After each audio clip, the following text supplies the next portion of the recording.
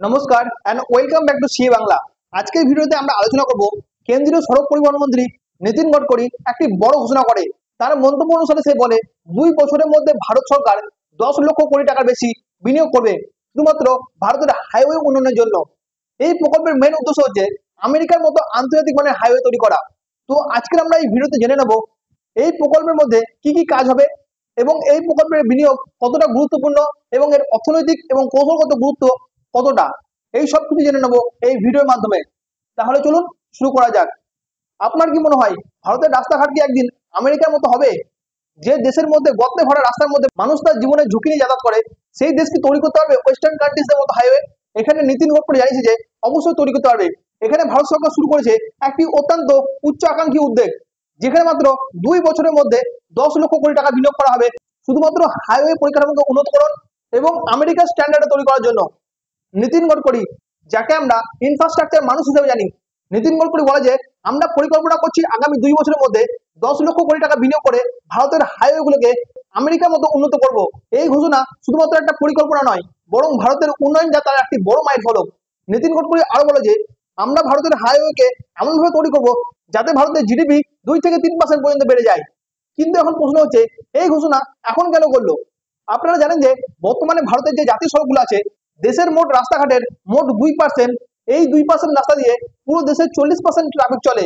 এর ফলে রাস্তা দ্রুত ক্ষতিগ্রস্ত হচ্ছে এবং দুর্ঘটনা অনেক বেশি বাড়ছে, যার ফলে খরচ অনেক বেড়ে যাচ্ছে। বিশ্ব ব্যাংকের এক রিপোর্ট অনুসারে জানা যাচ্ছে যে ভারতের মধ্যে মাল পরিবহন গাড়িগুলোর গড় গতিবেগ হচ্ছে 20 থেকে 25 কিলোমিটার/ঘন্টা, কিন্তু আমেরিকাতে যদি আমরা দেখি, আমেরিকাতে প্রত্যেক ঘন্টায় 70 কিলোমিটার বেগে চলে। এর মানে হচ্ছে ভারতের বোর্ডার ট্রান্সপোর্ট ধীরগতিতে হচ্ছে, যার ফলে ব্যয় অনেক বাড়ছে এবং সেটা অনেক সময় সাপেক্ষ হয়ে যাচ্ছে। এখানে নীতিন গডকরি জানিয়েছে যে আমরা ইন্ডাস্ট্রিয়াল করিডোর তৈরি করব, কন্টেনার ডিপো এবং মালবাহী করিডোর গুলোকে একসঙ্গে যুক্ত করে মাল পরিবহনের চিত্রকে পুরোপুরিভাবে বদলে দেব। তার পরিকল্পনার মূল স্তম্ভগুলো কি কি? এখানে সে জানিয়েছে ন্যাশনাল হাইওয়ে নেটওয়ার্ককে পুরোপুরিভাবে বদলে দেওয়া হবে। দ্বিতীয়ত হচ্ছে রিজিওনাল কানেক্টিভিটিকে বাড়ানো হবে। তৃতীয়ত হচ্ছে বর্ডার এবং উত্তর পূর্বাঞ্চলের দিকে বেশি জোর দেওয়া হচ্ছে, যাতে ভারতের মধ্যে অর্থনৈতিক প্রবৃদ্ধি বৃদ্ধি পায়। এছাড়া ভারতের মধ্যে হাইওয়ে লেনকে বৃদ্ধি করা হবে, রোড সার্ভিসকে উন্নত করা হবে এবং ইন্টেলিজেন্ট ট্রাফিক ম্যানেজমেন্ট সিস্টেম তৈরি করা হবে এবং রোড সেফটি মেজারমেন্ট তৈরি করা হবে এবং গ্রিন এনার্জি ইন্টিগ্রেশন করা হবে। এই প্রকল্পের মধ্যে ভারতের মধ্যে পূর্ব ভারতকে বেশি জোর দেওয়া হয়েছে। এই প্রকল্পে আসামের জন্য অ্যালোকেট করা হয়েছে 57,000 কোটি টাকা, বিহারের জন্য 900 কোটি টাকা, পশ্চিমবঙ্গের জন্য 42,000 কোটি টাকা, ঝাড়খণ্ডের জন্য 53,000 কোটি টাকা, উড়িষ্যার জন্য 58,000 কোটি টাকা। এই 5টি রাজ্য মিলে মোট 3,70,000 কোটি টাকা বরাদ্দ করা হয়েছে, যেখানে টোটাল 21,000 কিলোমিটার হাইওয়ে তৈরি করা হবে। এর মধ্যে তৈরি করা হবে multilane highway, elevator corridor, border road এবং ট্রাইবাল অঞ্চলের কানেক্টিভিটি। কিন্তু মেন প্রশ্ন হচ্ছে এই যে 10 লক্ষ টাকা, এই টাকাটা আসবে কোথা থেকে? এখানে নীতিন গডকরি জানিয়েছে যে এই টাকাটা আসছে মূলত 3টি সোর্স থেকে। প্রথমত হচ্ছে বাজেট, দ্বিতীয়ত হচ্ছে টোল কালেকশন, 3 নম্বর হচ্ছে পাবলিক প্রাইভেট পার্টনারশিপ। এখানে সে উল্লেখ করে বলে যে ভারতে এই মুহূর্তে যে পরিমাণ টোল আদায় করা হচ্ছে তা আগামী 5 বছরে তাদের আয় হবে 1,40,000 কোটি টাকা। এর মানে হচ্ছে ভারতের মধ্যে হাইওয়ে মান উন্নত হচ্ছে, সেগুলো থেকে যে পর্যাপ্ত পরিমাণে রেভিনিউ আসবে সেই টাকাটাই আবার রিইনভেস্টমেন্ট করা হবে। আমরা যদি 2014 সালের দিকে তাকাই, 2014 সালে ভারতের মোট টোটাল ন্যাশনাল হাইওয়ে ছিল মাত্র 51,000 কিলোমিটার, কিন্তু আজকে যদি আমরা 2024 সালে দেখি, সেই ন্যাশনাল হাইওয়ে পরিমাণ বেড়ে দাঁড়িয়েছে 1,46,000 কিলোমিটার, যেটা আগের তুলনায় প্রায় 60% বেশি। 2014 সালে ভারতের মধ্যে 2 লেন হাইওয়ে ছিল প্রায় 30%, কিন্তু এখন সেটা কমে প্রায় 9% এসে দাঁড়িয়েছে। অর্থাৎ অধিকাংশ হাইওয়ে এখন 2 লেনের থেকে বেশি হয়ে গেছে। এই প্রকল্পের মধ্যে আরো কিছু বড় বড় পরিকল্পনা আনা হয়েছে। প্রথমত হচ্ছে এক্সপ্রেসওয়ে বিস্তার, দিল্লি মুম্বাই, চেন্নাই বেঙ্গালুরু এবং কলকাতা ভুবনেশ্বর এইসব করিডোরে আন্তর্জাতিক মানের এক্সপ্রেসওয়ে তৈরি করা হচ্ছে। দ্বিতীয়ত হচ্ছে স্মার্ট হাইওয়ে সিস্টেম, যেখানে এআই ভিত্তিক ট্রাফিক সেন্সর, স্মার্ট টোলিং এবং ইলেকট্রনিক সার্ভিলেন্স চালু করা হবে। 3 নম্বর হচ্ছে ইলেকট্রিক ভেহিকল করিডোর তৈরি করা হবে, যেখানে দেশের বিভিন্ন এক্সপ্রেসওয়েতে চার্জিং স্টেশন বসানো হবে, যাতে ইলেকট্রিক গাড়িগুলো সহজে চলাচল করতে পারে এবং পরিবেশ বান্ধব অবকাঠামো তৈরি করা হবে, যাতে হাইওয়ের পাশে সোলার প্যানেল এবং রিসাইকেলিং ম্যাটেরিয়ালকে ব্যবহার করে রাস্তা নির্মাণ করা যায় এবং এখানে বেশি করে পরিবেশের উন্নয়নের দিকে গুরুত্ব দেওয়া হচ্ছে। এছাড়া ভারত সরকার এইচএএম মডেলে যারা তৈরি করছে। এইচএএম মডেলটা কি? এখানে এইচএএম মডেল মানে হচ্ছে হাইব্রিড অ্যামিউনিটি মডেল, যেখানে পাবলিক প্রাইভেট পার্টনারশিপ থাকে, যেখানে সরকার 40% অর্থ দেয় এবং বেসরকারি সংস্থা 60% টাকা দেয় এবং সরকার ধাপে ধাপে এই অর্থটাকে পরিশোধ করে দেয়। কিন্তু এই 10 লক্ষ কোটি টাকার যে প্রকল্প রয়েছে, এটার এত কৌশলগত এবং অর্থনৈতিক গুরুত্বটা কি? এটার গভীর কৌশলগত এবং অর্থনৈতিক গুরুত্ব রয়েছে। প্রথমত হচ্ছে এখন বর্তমানে বাংলাদেশ এবং ভারতের সীমান্তে যে ধরনের আচরণ হচ্ছে, যার ফলে বর্ডার অঞ্চলে যাতে দ্রুত সেনাকে মোতায়েন করা যায়। 2 নম্বর হচ্ছে ডিফেন্স এবং লজিস্টিক সুবিধাকে বৃদ্ধি করা। 3 নম্বর হচ্ছে মেক ইন ইন্ডিয়াকে সমর্থন করা। 4 নম্বর হচ্ছে লক্ষ লক্ষ নতুন কর্মসংস্থানের সৃষ্টি করা।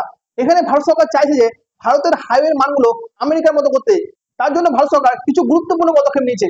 এই পদক্ষেপগুলো হচ্ছে ভারতের যে বর্তমানে হাইওয়ের মধ্যে লেনের প্রস্থ থাকে, সেই প্রস্থ হচ্ছে 3.5 মিটার, কিন্তু সেটাকে বাড়িয়ে এখন বর্তমানে 3.75 মিটার করা হবে।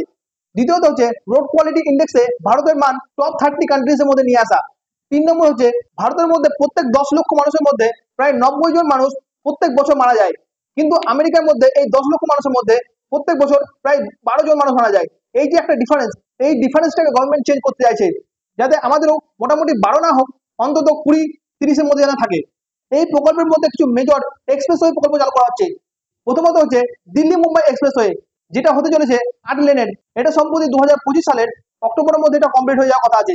দ্বিতীয়ত হচ্ছে অমৃতসর জামনগর এক্সপ্রেসওয়ে, যেটা 1256 কিলোমিটার। রায়পুর বিশাখাপত্তনম এক্সপ্রেসওয়ে, যেটা 465 kilometre. Varanasi Ranchi Kolkata expressway 650 kilometre.